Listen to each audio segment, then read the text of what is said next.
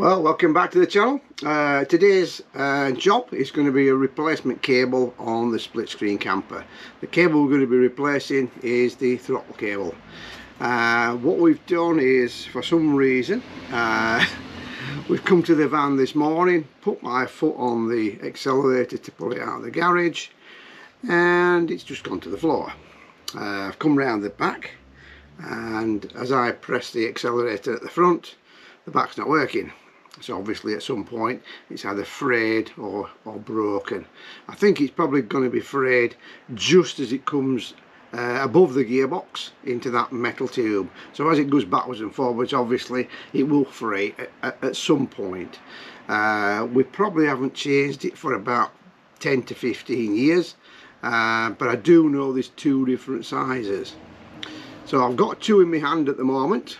That's the bit that goes on the accelerator, on that lever, and if we follow it through,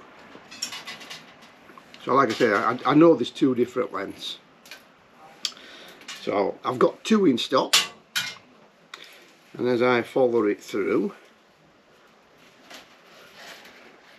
so I've just followed that through all the way, you can see now we've got a difference in length and hook at the end. So we know that that's a longer cable and that's a shorter one. Not sure if they are specific for certain years, but if you are going to be replacing your cable, obviously you've got to get the right one for your van. We got these from Schofields a few years back. I try to carry at least one cable, like a clutch cable or a throttle cable, just in case. So at least then if I want to get on with the job and it's a fault, I can do it straight away. So round at the front what we've got is Buddy's Bits throttle kit. It makes it a lot smoother, and as you can see there, we're going to be taking that nut off there to draw the cable through, and then we're going to be bringing it back in to replace it. It's not a long job, it's not a difficult job.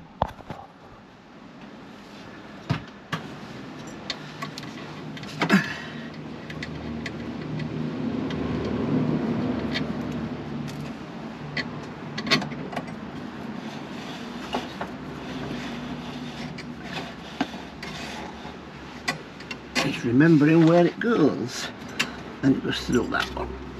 There we go. I'm just going to figure out how long this is to make sure we get right cable. I mean, I've greased this up quite well. It's one of them stiff ones.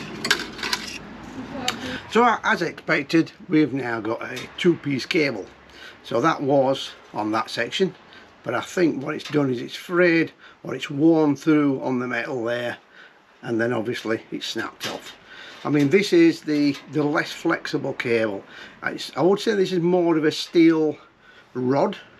Obviously it will bend, but it's not a cable as like your clutch cable. It's not made up as multiple strands. So to change this, obviously we need to dig out at the front and dig out at the back.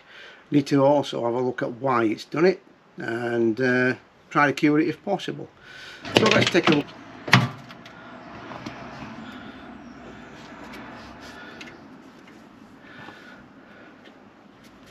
So what I'm trying to show you at the moment is if you get the wrong cable or the wrong length of cable, the end of the bit there that you fasten it onto here, probably just about see it there, is about 70mm too long.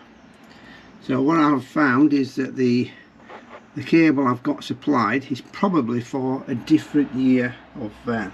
So looking at the instructions we've got here, Volkswagen Transporter 1600, and it's for an early bay basically. So we've got the wrong cable. So this happens occasionally when you order parts, in that sometimes you've got to be year specific. Sometimes what you find is that one cable will do several years, so we've got the wrong cable. So a quick trip to Schofields tomorrow, I think, and we'll get another one for the right length. Hopefully it'll be the right one, so we'll continue with that tomorrow. We've just been out of Schofields and got our things from up there. One thing we have got is, instead of having the hard line, which is basically a piece of wire that if you bend it, it stays in that shape, what we're using is a replacement cable which is very flexible. So it's a multi-strand, as this is the one that they have supplied us with. I've checked that it's the correct length for the van, and we've got the part number there, so we know next time we can get that. So that's for the late splitters, 64 to 67. Got the correct end on at that end, and obviously the hook on that end. One thing we did have missing was this flexible tube that goes from the gearbox to the part of the chassis where it comes out of the back where the frame head is. So we got that piece missing for some reason. So this basically here, I'm hoping, is going to support the cable in a bent manner. I think, like the Bolden tube, this has got to have a kink in it. It might be something to take up the slack. So we'll move. So as always, if you're going to be using a cable, then we better grease it up correctly as we're going to be using it. This obviously helps with the lubrication for it to slide, but also keeps any rust at bay. Keeps it flexible. It should be easier to go through into the outside tube this way. So I'll grease this up before we start. Bit of a messy job, but you know, it needs doing. So that's the end bit. Obviously you've got the loop there that makes it so they can go into the bolt, or in our case the butties bits throttle kit. So that's all done. So we've got the clutch cable there, and just above it we've got the hole for the accelerator cable. And this should go in easily.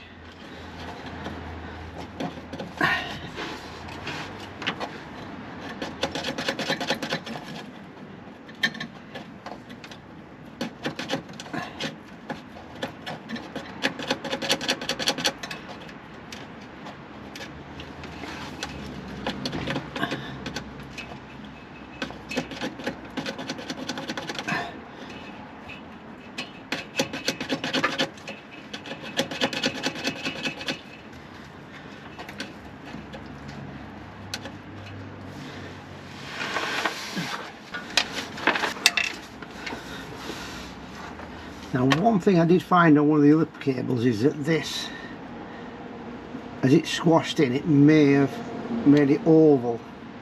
It has, yeah. So we might have a little bit of clearance issue on either side. So we'll need to just file the sides a little bit to make it a little bit smaller, so it will actually go in. So what we're resorting to at the moment is to file the high spots off there. In the hope that it will clearance it.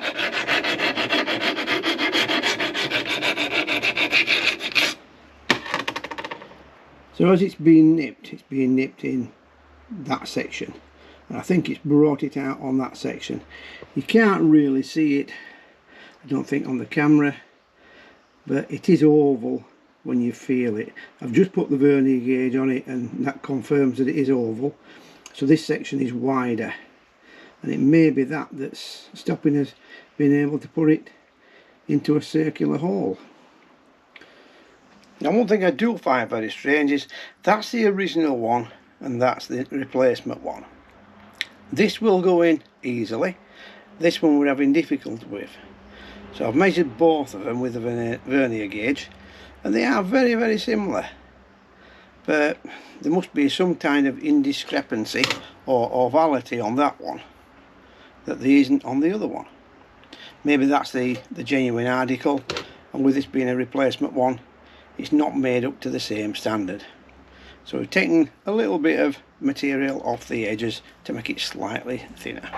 So another discrepancy, or another difference, is, or what I found, is the length on the actual tips. One's a little bit longer than the others.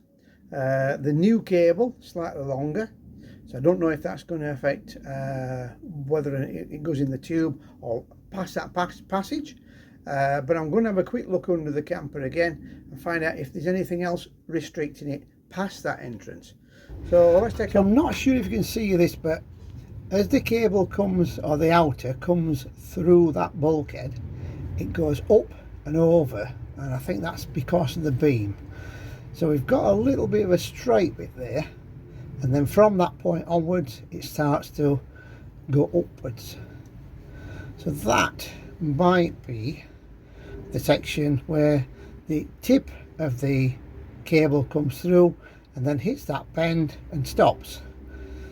So I'm going to take a little bit off the end of that cable end, and we're going to give that a try. So we've now reduced the end of the tip by maybe about 2 or 3 millimeters. I've rounded the end off again, and we're now going to attempt to put this in. So as you can see now, we've managed to get the cable in. I've threaded it a long way in, and it's now poking out of the back where the engine is. So I think the length of that tip is possibly the difference between it fitting and not fitting. Obviously, so you can see now we've got that little bit sticking through. We've got a nipple screw at the end, so we've got a fully functioning now accelerator cable. Not an easy replacement, but one that can be done by a home mechanic.